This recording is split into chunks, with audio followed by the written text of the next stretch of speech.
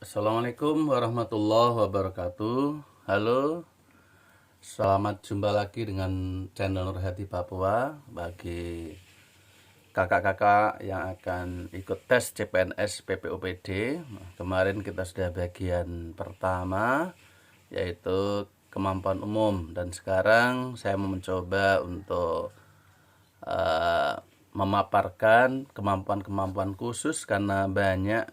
Saya akan coba beberapa kali.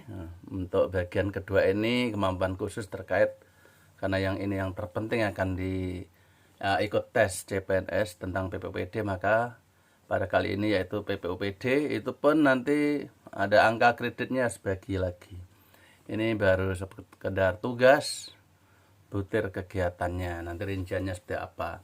Namun sebelumnya saya akan kembali ke bagian 1 karena kemarin ada yang belum saya jelaskan, jangan sampai nanti ada mispersepsi. Ya, tentang kemampuan umum pada bagian 1 kemarin ada antara lain yaitu PP 38 tahun 2007. Nah, ini berarti ini terbitnya sebelum Undang-Undang Nomor 23 tahun 2014 tentang pemerintahan daerah. Ini adalah diterbitkan berdasarkan undang-undang pemerintahan daerah yang sebelumnya. Oleh karena itu ini sudah tidak berlaku lagi dan isinya itu sudah dijabarkan dalam Undang-Undang 23 2014. Jadi ini tidak perlu dipelajari lagi. PP 38 2007. Itu sekilas info, kemarin lupa menyampaikan. Terima kasih. Baik, kita kembali ke bagian 2 khusus PPOPD ya. Pada ini sekilas poin pentingnya yaitu kita sampaikan dasar hukumnya PPOPD, jelas setelah Undang-Undang 23 2014 ya turunannya, dan definisinya nanti apa, kedudukannya apa, klasifikasi rumpun jabatan apa. Ini harus diperhatikan karena biasa keluar dari tes nanti. Kategori jenjang jabatan, tugas atau jabatan PPOPD sesuai jenjang. Ada jenjang pertama, muda, madya, utama. Mereka punya tugas jabatan masing-masing namun saling terkait. Dan baru ini yang agak panjang saya sampaikan, nanti unsur kegiatan contohnya apa, karena ada pertanyaan seperti itu. Baik, kita lanjut, kita sekilas-kilas yang bagian depan. Dasar hukumnya sebagai turunan dari Undang-Undang 23 yaitu PP nomor 12 tahun 2017 khusus yang diambil yaitu pembinaan dan pengawasan penyelenggaraan pemerintahan daerah yang terkait dengan tugas. Salah satunya adalah PPOPD dan APEP. Kemudian tentang khusus tentang PPOPD sendiri yaitu Permen PAN RB nomor 36 tahun 2020 tentang JF PPOPD.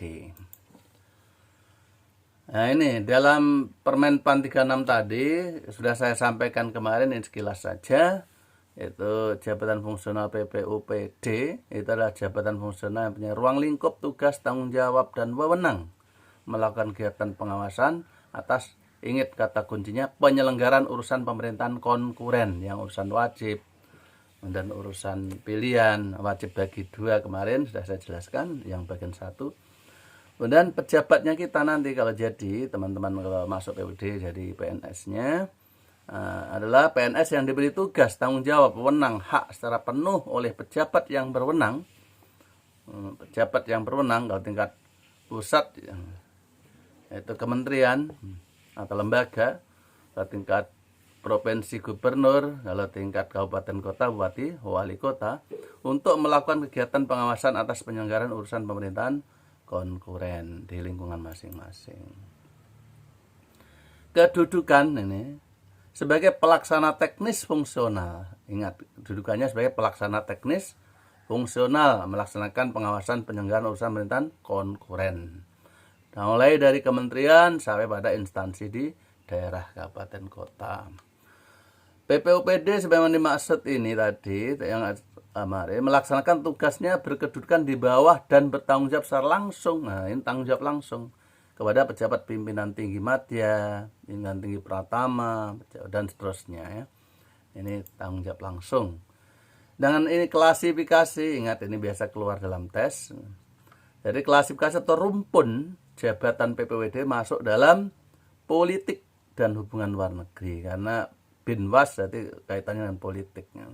Jadi politik dan hubungan luar negeri. Ini memilihnya rumpun klasifikasi PPOPD. Ingat-ingat yang ini biasa keluar. Kategori dan jenjang jabatan kemarin ya, kita sudah samain bab 1 bagian 1 yaitu ahli pertama yaitu 3A 3B. Ahli muda untuk pangkat CD yang bisa menjadi jabatan ini ya. Ahli PPOPD ahli madya ini 4 golongan 4 yang bisa masuk menjadi jabatan ini ya. Setelah diklat penjenjangan lulus yaitu 4A, 4B, 4C. Ini khusus ini 3 tingkatnya. Dan PPOPD ahli utama yaitu 4D dan E. Nah, tugas jabatan fungsional PPOPD yaitu melaksanakan kegiatan apa? Yaitu review. Jadi kita dalam hari-hari itu tugasnya review, monitoring, evaluasi atau pemeriksaan. Review, monitoring, evaluasi, dan RIK pemeriksaan. Nah ini ingat-ingat tugas kita. Nah ini yang perlu dianu dalam unsur dan subunsur. Ini nanti akan masuk dalam angka kreditnya di sini. Jadi ini tugas ya. Unsur, subunsur dalam tugas kita. Jabatan PPOPD. Yang pertama pelaksanaan manajemen pengawasan. Nah, pengawasan ya mulai penyusunan renstra dilibatkan tidak, program kerja tahunan, 5 tahun, tahunan, dan juga setiap pengawasan kita akan manajemen pengawasan. Ini kita terlibat, terutama ketua tim dan supervisor atau dalnis itu masuk pelaksanaan manajemen. Kalau anggota tidak masuk ya. Ini manajemen, namanya manajemen berarti kan yang pemimpinnya. Baik, ini terus yang kedua, apa yang dilakukan hari-hari pengawasan yaitu pengawasan umum, penyelenggaraan pemerintahan daerah. Nah, karena pengawasan umum, urusan umum ini pemerintah, yaitu pusat, yaitu maka yang menjadi yang punya wewenang adalah Inspektorat Jenderal dan Inspektorat Provinsi. Karena provinsi kenapa? Karena gubernur juga sebagai wakil pemerintah pusat di daerah gitu. Jadi WASUM ini pengawasan umum ini yaitu yang melakukan inspektorat yang di tingkat pusat Ijen dan juga inspektorat provinsi. Ini untuk kabupaten kota kita tidak ada kewenangan ini ya. Baik, kecuali mandatori kalau memang diserai oleh peraturan ya dilakukan. Pengawasan capaian SPM. Nah, SPM itu juga pemerintah pusat. Pemerintah pusat punya tugas. Daerah itu mendukung. Nah, jadi pengawasan capaian SPM itu sebenarnya juga pusat dan provinsi. Dan inspektorat Ijen dan juga inspektorat daerah provinsi. Nah ini yang pengawasan terhadap ketaatan NSPK, norma, standar, prosedur, kriteria. Misalnya DAK, DAK itu kan ada uang yang ditransfer ke daerah disertai dengan ada SOP-nya, ada juknisnya. Itu yang dimaksud dari kementerian itu adalah NSPK-nya itu ada. Nah, kita tinggal mencocokkan pelaksananya sesuai tidak gitu. Itu NSPK. Jadi seperti itu. Kemudian ini berarti sampai inspektor kabupaten kota juga punya kewenangan di sini. Dan pengawasan terhadap dampak pelaksanaan urusan pemerintahan, pelaksanaan urusan berarti ini pemerintah pusat dan provinsi. Karena provinsi gubernur sebagai wakil pemerintah pusat. Kemudian pengawasan penyelenggaraan pemerintahan desa, lah ini bisa semua. Pemeriksaan khusus bisa semua karena ada aduan dan sebagainya. Dan pengawasan wajib dilakukan oleh aparat pengawas inten pemerintah APIP, ini juga semuanya. Jadi yang maksudnya semua itu kabupaten kota juga ikut dalam lingkup kewajiban ini. Jadi ini 1, 2, 3, 4, 5, 6, 7, 8 inilah yang menjadi pekerjaan kita sebagai PPOPD. Baik. Nah, di dalam ini tadi masing-masing ini tadi ada namanya subunsur dari unsur kegiatan. Contohnya tadi pelaksanaan manajemen pengawasan. Itu mungkin perumusan perencanaan pengawasan 5 tahun, renstranya pengawasan 5 tahun di inspektorat. dan perumusan perencanaan pengawasan tahunan PKPT, kemudian konsep Renstra atau rencana kerja di lingkungan aparat pengawasan intern pemerintah. Jadi seperti ini.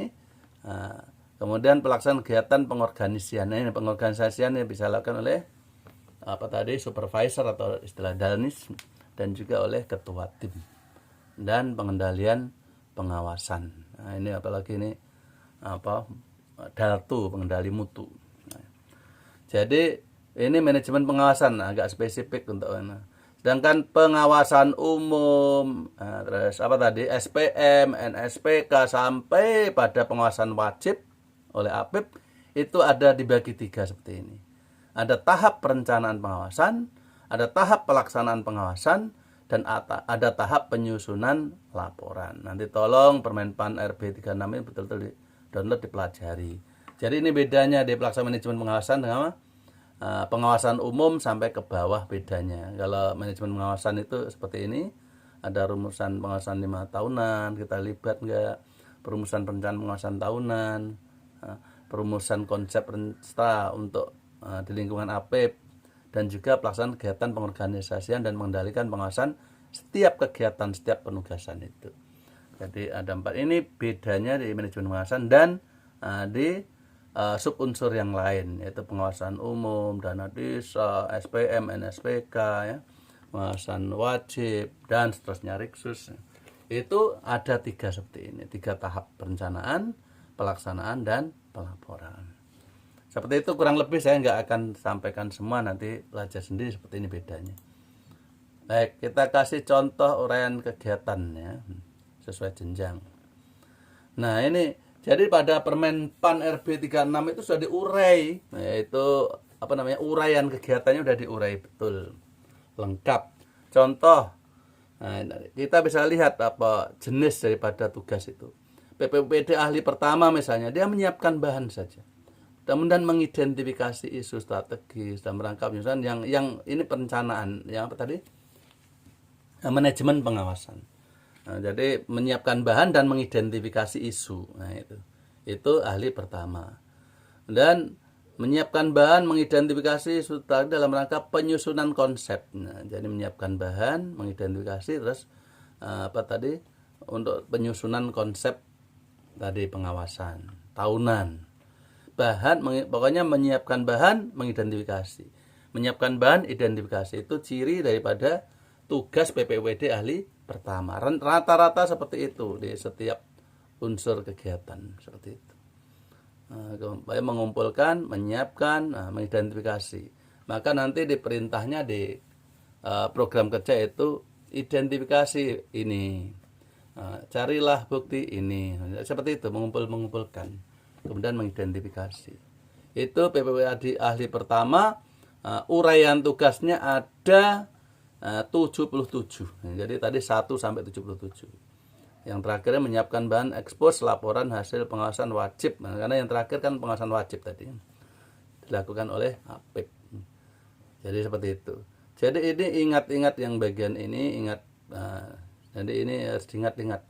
Manajemen pengawasan, WASUM, SPM, NSPK, dampak pelaksanaan urusan, terus pemerintahan desa, Riksus, kemudian pengawasan wajib. Ini harus dihafal ini unsur kegiatan kita. Sedangkan subunsurnya ya seperti ini. Di manajemen pengawasan, kemudian dan lain-lain tadi. Kemudian uraian kegiatannya seperti ini, masing-masing harus tahu. Ini PPWD ahli pertama, kakak-kakak yang akan masuk nanti, inilah tugasnya. Ini ada di Permenpan RB pasal 8 ya. Berapa? Ada 77 butir, itu dikuasai baik-baik untuk yang pertama ya. Nah, saya ini yang tekankan yang pertama. Jadi ini yang tadi 12 tadi sama. Jadi uraian dari yang ini berapa tadi? 1, 2, 3, 4, 5, 6, 7, 8 ya. Yang 8 ini masing-masing diuraikan. Misalnya pelaksanaan manajemen pengawasan, ahli pertama bikin apa, muda bikin apa, Madiam bikin apa, utama bikin apa, ada di uraian kegiatan ini. Di pertama ya, ada 77. Nah, dari 8 unsur kegiatan tadi. Tolong dipelajari baik-baik. Jadi yang muda dan sebagainya saya lewati saja, karena untuk yang ada 86 yang muda, yang madya ada 87. Nah ini tolong dipelajari baik-baik. Itulah, jangan sampai melakukan di luar ini, kecuali ada surat tugas limpah. Surat tugas limpah, saya akan sampaikan di insya Allah di angka kredit, nanti terlalu panjang. Ini 87 ya uraian kegiatannya. Madya 58. Oke, sekarang contoh dari kegiatan tadi seperti apa? Nah ini yang akan saya elaborasi sedikit. Contoh ya. Contoh tadi kan salah satunya NSPK tadi, norma standar prosedur kriteria. Setelah SPM, NSPK itu pengawasan dana desa, pemerintahan desa ya, Riksus, kemudian pengawasan wajib. Lah ini NSPK-nya ini. Nah, contoh satu aja. Karena ada pertanyaan di kisi-kisi contoh satu kegiatan sesuai jenjang. Nah, ini sesuai jenjang ya. Nah, tapi ini fokusnya nanti kakak-kakak yang akan masuk, yaitu yang ahli pertama ini nanti. Nah, ini pertama. Sedangkan muda, madya ini terkait karena dari sini ke sana, di review ke atas sampai sini gitu. Oke, jadi seperti ini berjenjang ya.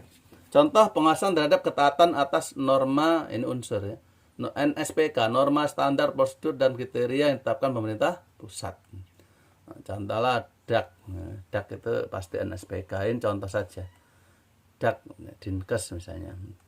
Nah, unsur ini NSPK tadi kan ada perencanaan. Beda dengan manajemen pengawasan yang 4 tadi ya. Kalau semuanya yang lain selain manajemen pengawasan itu ada perencanaan, pelaksanaan, pelaporan, kan begitu, selalu gitu. Pada tahap perencanaan, setelah kita mendapatkan surat tugas dan seterusnya bla bla bla bla, singkat saja, maka akan ada rapat tim pembagian kerja dan sebagainya. Kemudian membuat namanya program kerja pengawasan atau review dan sebagainya, evaluasi dan sebagainya. Baik. Nah, apa tugas ahli pertama yang itu mengumpulkan data untuk menyusunan program kerja. Jadi dia mengumpulkan data. Misalnya DAK, misalnya pengadaan ambulan misalnya di kesehatan misalnya.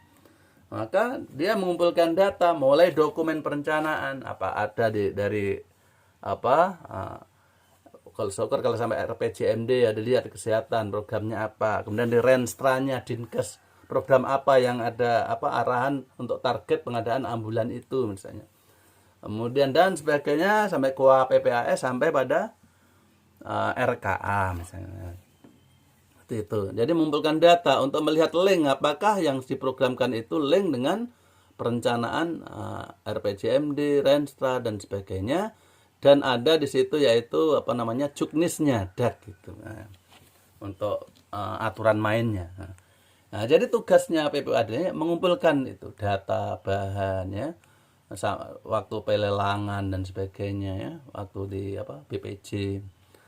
Nah, itu dikumpulkan dalam rangka untuk menyusun PKP ini, program kerja pengawasan atau evaluasi atau review apapun yang ditugaskan di situ. Nah, kemudian diterima oleh ahli muda. Ini tadi dibuat tabel gitu ya, tabel identifikasi pengumpulan. Kemudian ahli muda menyusun program kerja, pemeriksaan menyusun dasarnya, tujuannya, ruang lingkup, sasaran, indikator dan sebagainya, dan seterusnya, dan langkah kerja. Di langkah kerja ini kan nanti akan dibagi. Siapa kerja apa. Kalau yang pertama ya pasti tugasnya nanti mengumpulkan data ini, identifikasi ini dan seterusnya itu. Nah, dan seterusnya. Dari susunan program kerja ini ya, kemudian diusulkan oleh ahli madya. Program kerja yang disusun oleh ahli muda tadi, bahannya tadi kan dari pertama. Terus disusun oleh ahli muda. Setelah disusun, direview oleh ahli madya, diperbaiki dan itu kemudian diusulkan program kerja itu diusulkan. Nah, tapi ketika di lapangan setelah menyusun, ahli muda tadi menyusun, kemudian di lapangan ternyata kondisi lapangan berbeda. dengan sebelumnya. Nah, maka akan ada revisi. Bisa. Kalau perencanaan itu bisa direvisi manakala jika ada penemuan-temuan di lapangan yang kira-kira menimbulkan perbedaan atau hal-hal terkait ya, yang mempengaruhi nanti proses pada pengawasan. Jadi gitu. Jadi revisi itu ada di perencanaan. Gunanya kalau program kerja ini ternyata dilihat di lapangan ternyata agak apa ya, maksudnya ada kendala atau apa, maka disesuaikan di situ. Inilah gunanya review ahli media. Disuruh coba lihat lapangan dulu. Nah, siapa tahu nanti nggak sesuai ketika kita kerjakan program kerja ini ya, disesuaikan dengan kondisi lapangan melalui komunikasi dengan OPD-nya atau melihat di lapangan melalui PPK, PPTK dan seterusnya. Setelah diusulkan, maka diadakanlah nanti yaitu berupa expose. Nah, seperti itu. Nah, dari ahli utama yang melakukan review program tadi, kemudian mengendalikan mutu pelaksanaan expose. Expose itu setelah sudah direvisi tadi. Kalau ada kendala di lapangan atau suatu yang berbeda yang menjadi yang berpotensi untuk menyebabkan pelaksanaan PKP nanti kurang sesuai. Kalau sesuai ya tidak usah ada revisi. Nah, itu. Ini perencanaan yang perlu dipahami oleh teman-teman ahli pertanian. Jadi teman-teman nanti ini mengumpulkan data, mengidentifikasi ini tugasnya ya, untuk diserahkan pada ahli muda untuk jadikan program kerja. Toh nanti ketika ada revisi di lapangan maka juga menyiapkan bahan. Nah, itu revisi tadi, kemudian dibuat revisi, kemudian baru expose. Jadi teman-teman menyiapkan bahan expose juga. Nah, ketika akan diadakan expose. Ya, baik. Jadi perencanaan itu seperti ini. Teman-teman ahli pertama mengumpulkan data, identifikasi, yang mudah menyusun PKP, yang ahli media mengusulkan PKP, kemudian review program kerja pemeriksaan oleh ahli utama. Ini saya nggak menyebutkan kode puternya berapa, angka kreditnya berapa, lihat di lampiran Permenpan ya, ini ada. Nah, ini nanti nggak cukup kan. Oke, ini waktu perencanaan teman-teman.